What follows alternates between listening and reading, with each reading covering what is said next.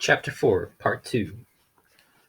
How did he find us? Klaus asked. His voice was a hoarse whisper, as if he had a sore throat.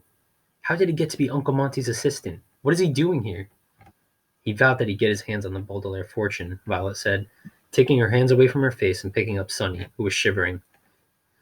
That was the last thing he said to me before he escaped. He said he'd get our fortune if it was the last thing he ever did. Violet shuddered, and did not add that he'd also said that once he'd got their fortune, he'd do away with all three of the Baudelaire siblings. She did not need to add it. Violet, Klaus, and Sonny all knew that if he figured out a way to seize their fortune, he would slit the throats of the Baudelaire orphans, as easily as you or I might eat a small butter cookie. What can we do? Klaus asked. Uncle Monty won't be back for hours. Maybe we can call Mr. Poe, Violet said. It's the middle of business hours, but maybe he could leave the bank for an emergency. He wouldn't believe us, Klaus said. Remember when we tried to tell him about Count Olaf when we lived there? He took such a long time to realize the truth. It was almost too late. I think we should run away. If we leave right now, we could probably get to town in time to catch a train far away from here. Violet pictured the three of them, all alone, walking along a lousy lane beneath the sour apple trees, with the bitter smell of horseradish encircling them. Where would we go? She asked. Anywhere, Klaus said. Anywhere but here. We could get up far away from Count Olaf, where he couldn't find us, and we could change our names so no one would know who we were. We haven't any money, Violet pointed out. How could we live by ourselves? We could get jobs, Klaus replied. I could work in a library, maybe, and you could work in some sort of mechanical factory. Sonny probably couldn't get a job because of her age, but in a few years she could. The three orphans were quiet. They tried to picture leaving Uncle Monty and living by themselves, trying to find jobs and take care of each other. It was a very lonely prospect. The Baudelaire children sat in sad silence for a while, and they were each thinking the same thing. They wished that their parents had never been killed in the fire, and that their lives had never been turned topsy-turvy the way they had. If only the Baudelaire parents were still alive, the youngsters wouldn't even have heard of Count Olaf, let alone have him settling into their home and undoubtedly making evil plans. We can't leave, Violet said finally. Count Olaf found us once, and I'm sure he'd find us again, no matter how far we went. Plus, who knows where Count Olaf's assistants are? Perhaps they've surrounded the house right now, keeping watch in case we're onto him. Klaus shivered.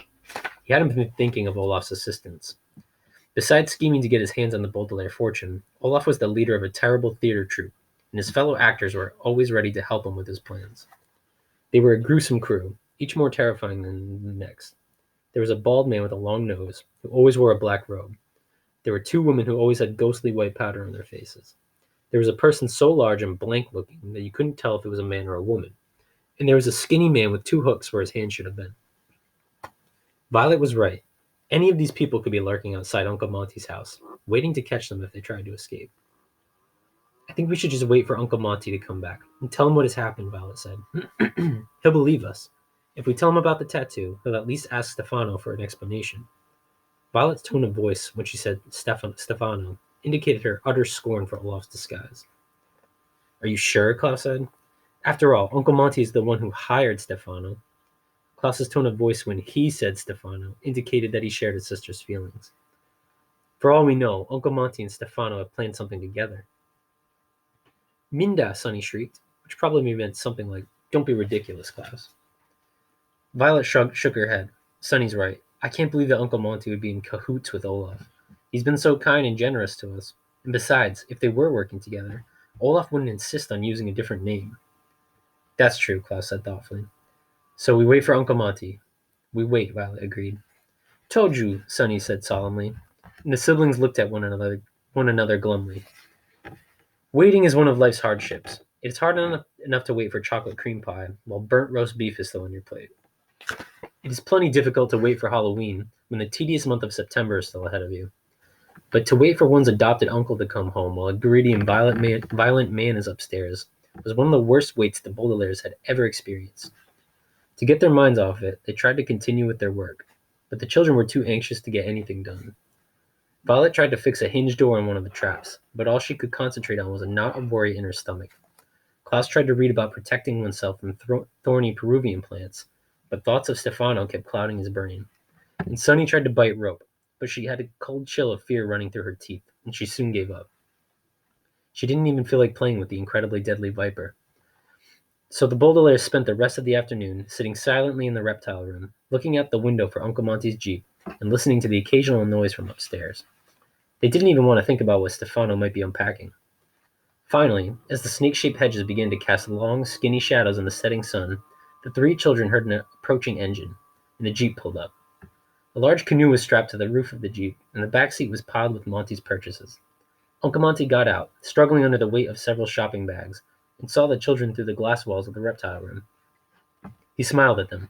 They smiled back, and in that instant, when they smiled, it was created another moment of regret for them.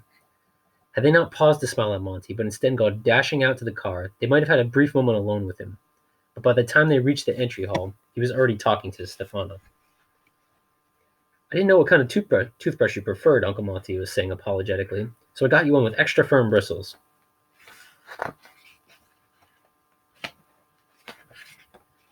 Because that's the kind I like.